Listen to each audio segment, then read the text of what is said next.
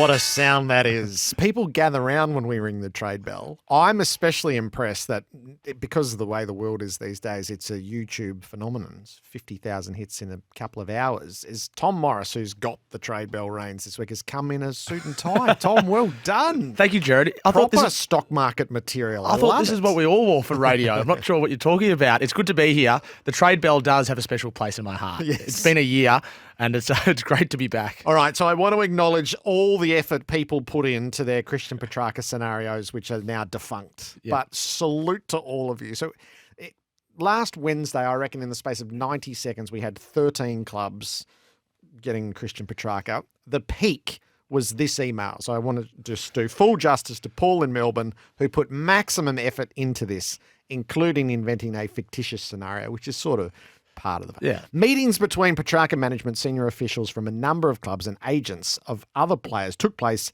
in the lobby of the Hyatt on Collins Street Thursday afternoon, which of course didn't happen. The working proposal outlines this basic structure for player movement. Basic, all right? Got to keep up here. Yeah. Petrarca to Collingwood, Quaynor and Neil Bullen to Adelaide, Tex Walker and Adelaide first pick to Melbourne, Collingwood first pick to Geelong, Collingwood first pick on traded to Bulldogs, Bailey Smith to Geelong, St Kilda first two picks to Port Adelaide, Dan Houston to St Kilda, Ivan Soldo to St Kilda, Port Adelaide trade St Kilda's second pick to Gold Coast, Lukosius to Port Adelaide on trade St Kilda's first pick to Melbourne, St Kilda trade third pick to Melbourne for Tomlinson, Gold Coast use St Kilda's second pick in Riola deal, Paul from Melbourne. Paul, salute. You're the early winner of the trade bell. You tell me to keep up, and then I fall behind after about 3 clubs. That's like Adam Cooney in the trade period puts together an 18-club trade. That's not far from it. It's unbelievable, Great isn't stuff. it? Oh, Great I love stuff. that sort of stuff. The Petrarca thing was interesting because if Petrarca truly wanted to leave, then he would have opened it up to all clubs. Like he would have said, I would go to Gold Coast and Freo have a lot of picks. But in reality, he wanted to stay in Victoria, and he wanted to play for a club that wasn't Melbourne and Victoria, and that limited his possibilities. All right, so that's off our table. There are questions that people have posed around Dan Houston, who was unequivocal on South Australian radio in the aftermath of the All-Australian that he will be staying at Port Adelaide. Have you taken him off the board? No, he's still exactly the same spot on the board. That's Dan Houston, and full credit to him being a team man on the eve of finals, not wanting to upset the apple cart when he's asked a question. There's ways to dance around the question, but he chose just to, I guess, to not tell the truth. That he wants to come to Victoria. It doesn't mean he'll be able to get here, but there's clubs like St Kilda and North Melbourne, and Melbourne were as well, who are eager to talk to him. The Western Bulldogs maybe to a lesser extent, because he's contracted, Port hold all the cards, but he's still keen to come back to Victoria. Okay. Nothing's changed there. So you're not moving him off the board? No, nothing changes. Surely we know by now that what players say on the eve of finals and what clubs say around trades isn't always necessarily the whole truth, the full truth, and nothing but the truth. Yep. Oh, I thought he was more unequivocal than most. There's usually a way to dance some sort of line. He didn't make any effort to dance a line. He just nailed his flag to the mast. Yeah. Which is a little bit harder to undo. Jake Stringer. So here's the flurry of texts we've had on Jake Stringer. I know for a fact, this is Anthony, I know for a fact Gold Coast have offered Jake Stringer a 2-year contract, less money, but does he want to leave the Bombers? Jasper, Stringer, Pies, ring the bell. Philby, Stringer to St Kilda. Ash, Stringer plays for Geelong next season almost certainly. And Simon in Mansfield with the talk of Stringer to Sydney. How many years would they have to offer him? Happy for Swans to pay him more per year, but would not want any longer than 2 years. So Jake Stringer, Robbie DeRazio and Paul Connors have occasionally in the past had what we call an option, which isn't legally binding. So Josh Kelly had an option. He had a 2-year deal, and then there was a letter sitting somewhere in Jason McCartney's office. If you want to extend, let's pull out this letter, we'll sign it, and we'll extend by another 8 years. That's an option. Ben King had the same at the Gold Coast Suns, but it's not legally binding. Jake Stringer in his contract had a trigger, but in the heads of agreement had an option. So the management was arguing with Essendon saying, no, he doesn't have to be contracted for next year. He's actually out of contract because we had the option of going on. And Essendon was saying, sorry, this is a trigger. So you are contracted for next year. on, as Cal Toomey reported, about $400,000 because he played X amount of games. So his options are limited because he is locked into Essendon next year, and they can just hold him to that. But it is true he wants to extend by that, and extend beyond that, and all options are on the table for Jake Stringer. His strong preference is to stay at Essendon, but he also wants career certainty, and he's not going to get that at Essendon. I don't think they're going to budge beyond that year. Is there a decent market for him, a limited market for him? What sort of options would he have around the 2 or even the 3-year mark? I don't think 3 years, but I think there'll be a reasonable 2-year market for him if push comes to shove in the trade period. Yeah, and you can guess the clubs because you can look at the clubs that need a forward, a bit of X factor, and this is Essendon holding strong and saying we only think you're worth 1 year because you got to remember when he signed this deal in 2021, Jake Nile actually wrote the story that he's close to signing a 3-year deal with a trigger for a 4th. This is that trigger. So his management thought, we're going to back him after 3 years and he'll get this trigger and away he goes. It hasn't quite worked out like that, to the level that they'd want. But this is this 4th year now that he's triggered because he's played, I think, 40 games across the last 2 seasons. I'm deeply intrigued by the Mac Andrew scenario that you've illustrated. Deeply intrigued. There is so much money in the game at the moment, especially for young athletic players with huge upside. I think we can all agree that Mac Andrew has a massive upside. There is a Victorian club that is willing to offer him $1.5 million a year across 8 years, which is a $12 million contract. And your eyes water at that sort of money. But it will become, I can't believe I'm saying this, it will become more commonplace because you speak to managers, you speak to list managers, you speak to recruiters now. There has never been more money in the game than what there is now at Clubland. So many clubs have money. They just don't have the levers to pull to get these trades done. They can't trade 2 years in advance, which is something we can get to. But Mac Andrew has a year to go on a contract, and his manager said to me yesterday that he will stay at the Suns next year. Beyond that, it's anyone's best guess. He wants to play for Gold Coast. It's 4 years beyond that to get him to free agency. If clubs are going to get him out, they're going to have to offer long term. And then it's whether the Suns blink. If the Suns think, geez, if the club's offering him 1.5, can we keep him with 1.1? Or do we have to offer 1.4 to keep him? And do we try to take him beyond free agency? Or do we just level it at 4 years? There's so many different options here for Mac Andrew. But I said in this room yesterday on SEN Breakfast, with Chad Warner, and to a lesser extent Andrew Brayshaw, but Chad Warner and Mac Andrew next year, there's going to be money flying everywhere for those two, especially from Victorian clubs for Mac Andrew and Perth clubs for Chad Warner. What I think, this is my opinion, what I think what Melbourne should do for Mac Andrew, remember Mac Andrew was in their NGA, and that's a sore spot for Melbourne supporters because they missed out on him because of the rules at the time. They should do what clubs have done for other players and bring his brother in as a Category B rookie who can actually play. He's not too bad. I think he's 19 years old. Bring him in. That would make the Demons a more attractive proposition for Mac Andrew to go to at the end of next year. And then his brother's, he's not just there just to fill a spot. He can actually play a little bit.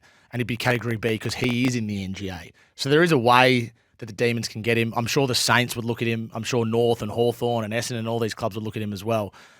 It's just a matter of what he wants to do and how much Gold Coast are willing to pay. But the money's unbelievable. It is, like almost to the point where every now and then there's an offer that's just too good to refuse. Yeah. And 8 years, $1.5 million for Mac Andrew at the moment, that is surely too good to refuse. It has to be too good to refuse, but I don't think it's going to happen this year. Yeah. This is for 12 months' time. And there are some clubs, most clubs offer full TPP with their best players. So Clayton Oliver and Christian Petrarca, we've discussed, they're on full TPP. So that means when the game's overall pie gets bigger, the players can benefit in that. But Essendon don't do that. That was part of the sticking point with Darcy Parish last year that we discussed. Zach Merritt's not on full TPP. So if you're going to offer Mac Andrew 1.5 and say, and you can have full TPP, those numbers, I can't even imagine what that would end up being. I can't imagine. You couldn't include that in it. You'd have to. Surely not. Even at the end of 8 years, 1.5 is still in the top bracket of players in the game. Yeah. So that way of thinking, we had a Trade Bell correspondent. Freo to trade for Corey Warner this year, this off-season, in a bid to land Chad at the end of next season. So a bit of future seeding done on that front. Well, it's the Kyle Dunkley, Josh Dunkley sort of method, isn't it? And it's not being disrespectful to the other brother, but what it is, it's trying to link a family up at a club and bring people together. I mean, that's what Brisbane did with Lincoln McCarthy and one of his best mates from down there, whose name escapes me now. because from country Victoria, because that would make the club more attractive to the player that you want to bring. So it's smart business, I reckon. Fremantle is on the mind of Mike. So I just wanted to run this one past you. Fremantle's perfect trade period. Yep. Right. So this is in our stuff of fantasy, but creative minds. Walters and Fife to retire and go onto the coaching staff. Shea Bolton to Fremantle for pick 10 and Neil Erasmus. Cozzy Pickett to Fremantle for pick 9 and 26. Darcy to Geelong for pick 16. Trade Will Brodie and Josh Corbett for second round picks.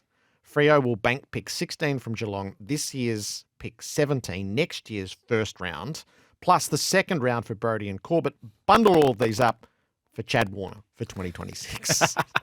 I love it. Fremantle's in a good spot. It would have been nice if they played finals because it would have given them a bit more of oomph going into next year. But at the moment, they've got pick 9, pick 10, which came from Collingwood, pick 17, which came from Port. And then in the second round, they have an early second round pick 27, which came from the Saints as well.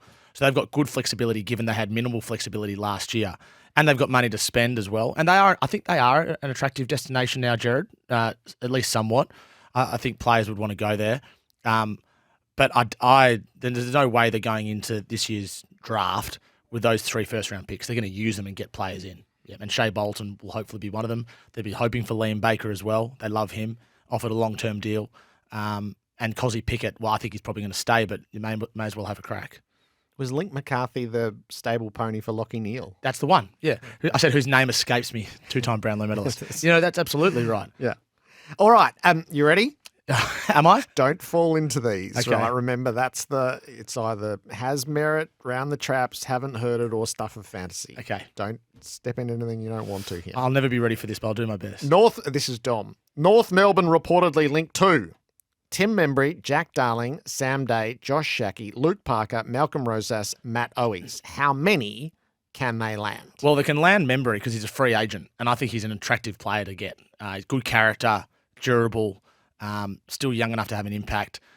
Jack Darling, I've seen those reports. I haven't been able to confirm that, but that's an interesting one in itself. Sam Day, they could land, absolutely. He's been delisted by the Suns. They could get him, same with Josh Shackey. Luke Parker, I think he's the best of those players. If you're going to pick any of those players to pick up, Luke Parker's number one. If you're going to offer him a 2 or 3 year deal, he's got 1 year left at the Swans. That'd be fantastic. And the other two potentially as well. Matt Owies is out of contract and being told to wait to the end of the year.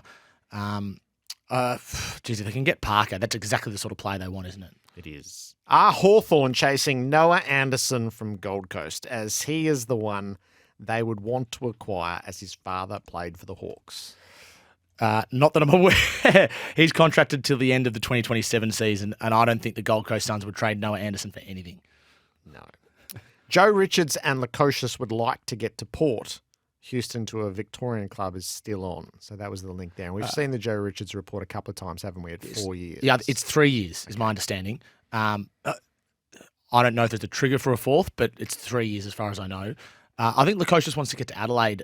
Sorry, I'll rephrase that. I think if Lukosius does want to leave, it would be to Adelaide. Certainly Adelaide feel like they're well and truly in the hunt for Lukosius. And as we reported last week, the Gold Coast Suns have said, look, we'll keep you. That's absolutely fine. You've got 2 years left. It's not a salary dump.